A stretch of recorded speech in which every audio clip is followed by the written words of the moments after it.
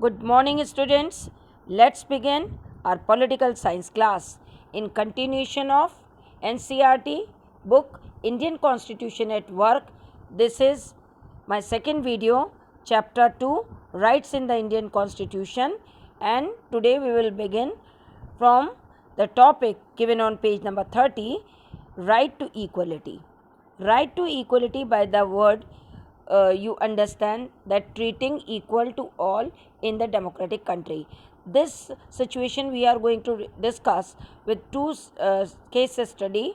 The first case study, story of Swadesh Kumar. Now this story given on page number 30, and the second story of women news reporter. Both the case study given on 30 number page. Please check out what happened with the Sudesh Kumar and the women newsreader. Sudesh Kumar is visiting his village. He is accompanied by one of his friend. They decided to have a cup of tea at the village roadside hotel.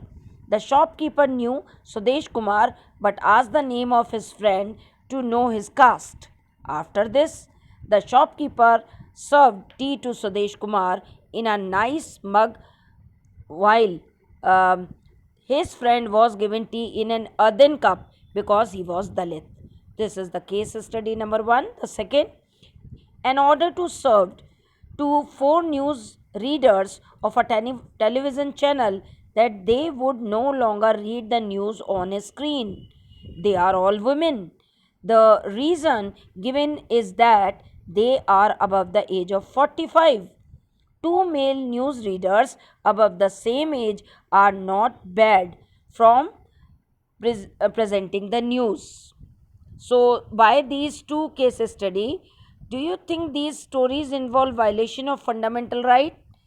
Instances of discrimination based on caste and gender. So, these two case study are the example of clear discrimination. In one instances, the discrimination in based on caste, and that is the Swadesh Kumar, and the other is based on gender.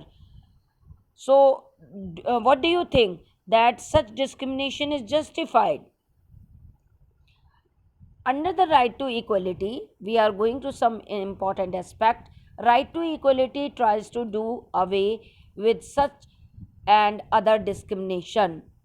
First, it provides for equal access to public places like shops, hotels, place of entertainment, wells, bathing huts, and places of worship.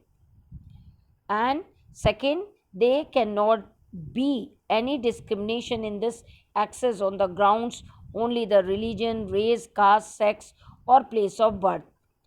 And the third, it also prohibits any discrimination in public employment on any of above mentioned bases.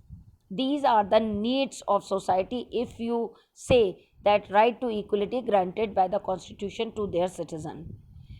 The other aspect, if we are going to talk about the practice of untouchability, is one of the crucial manifestation of inequality. This has been abolished under the right to equality. The same right also provide that the state shall confer no little or no title on a person except those who excel themselves in military or academic fields. So this is something that a person get honor if or she perform in military services or literary basis. Other than that, no person get any title from the government. So these kind of laws try to establish a society based on equality. We can say that right to equality strive to make India true democracy. How? Equality of status and equality of opportunity. Are reservation not a violation of equality? So we are going to see this. Government can implement special scheme and measures for improving the condition of certain section of society, children, women, and socially and educationally backward classes. Reservation is required for the fulfillment of the right to equality and opportunity. Equality of opportunity means that all section of society equal opportunity. But in society where there are various kinds of social inequality, what does equal opportunity means? That is why the special schemes and measures for improving the condition of certain section of society, children, women, and socially and educationally backward classes, implemented by the government on the basis of constitution. Same reservation in job and in admission. You have wondered why there are reservation if we follow the principle of equality.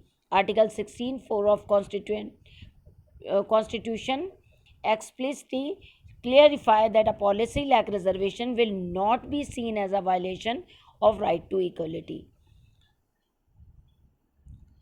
Article 16.4. Nothing in this article shall prevent the state from making any provision for the reservation of appointments or posts in favor of any backward class of citizens which in the opinion of the state is not adequately represented in the service under the state, and this is mentioned in article 16.4 of the constitution. Now we are going to see right to equality in the broad manner. What we are getting under the right to equality, it is given in article 14 to 18, in between of article 14 and 18. Equality before law, it means equal protection of laws, prohibition of discrimination on ground of religion, race, caste, sex or place of birth, equal access to shop, hotels, wells, tanks, bathing ghats, roads, etc. Equality of opportunity in public employment, abolition of untouchability, and abolition of titles. Now we are going to move towards the second right. This is right to freedom. What does freedom mean to you? Equality and freedom, two rights that are most essential to a democracy. When we talk about liberty, it means freedom of thought, expression, and action. But in the same manner, it does not mean freedom to do anything that one desire or like. We cannot abuse anyone under like we are able to say anything to anyone. No, there were some restriction on right to freedom on speech. So equality and freedom of liberty are the two rights that are the most essential to a democracy. Liberty means freedom to thought, expression, and action. However, it does not mean freedom to do anything that one desire or like. If that were to be permitted, then a large number of people will not be able to enjoy their freedom. Therefore, freedoms are defined in a such manner that every person will enjoy freedom without threatening freedom of others and without endangering the law and order situation. Article 21, protection of life and personal liberty. Under the right to freedom, right to life and personal liberty. What this right allow us? Uh, Protection of life and personal liberty. No person shall be deprived of his life or personal liberty except according to procedure established by law. No one can come and ask, okay, I'll arrest you. They have to bring the warrant to before they are arresting me, except according to the procedure established by the law. This is the law, like someone arrest uh, by the police must show the warrant. No one can be denied or his or her personal liberty. What are the basis or role? What are the basis through which a person can treated this manner, that no one can be arrested without being told the grounds for such an arrest, without telling the person what crime or mistake that person done. No one arrest him or her. The person has the right to defend himself by a lawyer of his choice, and it is mandatory for the police to take the person to the nearest magistrate within 24 hours. It does not mean that police arrest any person and keep it in lockup more than 24 hours. Then they have to be take the person in front of magistrate to tell about the things for what purpose he or she arrested by the police. Right to life is not just confined to a guarantee against taking away of an individual's life, but as a wider application. Over the period of time, expansion of right have taken place, means whatever constitution given under right to freedom and subtitle right to life and personal liberty, now there were some amendment. What we are getting nowadays, judicial interpretation, yani supreme court interference to protect the right to life and personal liberty, under which right to live with human dignity free from exploitation, and second, right to shelter and livelihood is also included in the right to life. Now, preventive detention. What does preventive detention? This is the part of right to life and personal liberty. To understand the heading, first we are going to see what does preventive. Preventive means designed to keep something undesirable from occurring, and detention means the action under which you are taking someone under official custody. A person would be arrested after he or she has reportedly committed some offense. So, this is considered as the detention.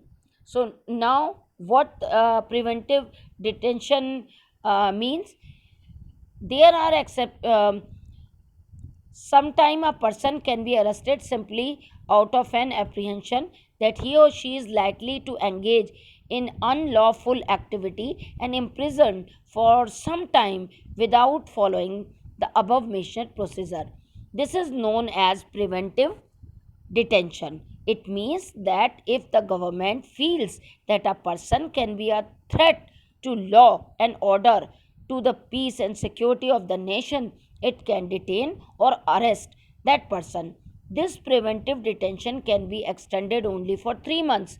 After 3 months, such a case is brought before an advisory board or for review. So, one of the face of it, preventive detention looks like an effective tool in the hands of government to deal with the anti-social element or subversive, means those who are not uh, treating society properly or involved in any mischief activity. This is a tool in the hand of police or the authorities to take a special measurement to control these criminal activities, and that also create a check and balance that you are having the personal liberty, but you should not cross the limit and you are meant for the society. So, this is what we can say. Many people think that there must be a greater safeguard in this law so that it may not be misused against people for reason and other than that which are really justified. In fact, there is a tension, clear tension between right to life and personal liberty and provision for preventive decision. So, this is what today's topic complete. In next topic we will begin with the other freedoms. So that's all for today. Thank you very much. Have a nice day.